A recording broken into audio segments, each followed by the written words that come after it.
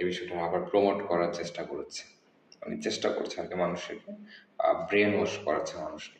এটা এটা হচ্ছে ওই দেশের প্রোডাক্ট না, এটা হচ্ছে ফিলিস্তিনের প্রোডাক্ট, এটার ফ্যাক্টরি রয়েছে ফিলিস্তিনিতে। আচ্ছা, যাই হোক,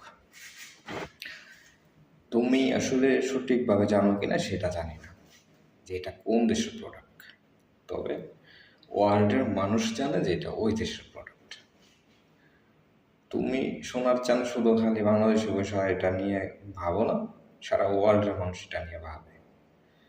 হ্যাঁ, তো এতটুকু বললাম, তুমি আগে ভালো করে জানো এটা কোন দেশের। ঠিক আছে, তো আরেকটা বিষয়, ওদেরকে নিয়ে অনেক কথা বলতে ইচ্ছে করে আসলে, তো বলি না, যেহেতু কথা বলা খুব হিসেব করে বলা উচিত। যে পরিস্থিতি এখন বর্তমান,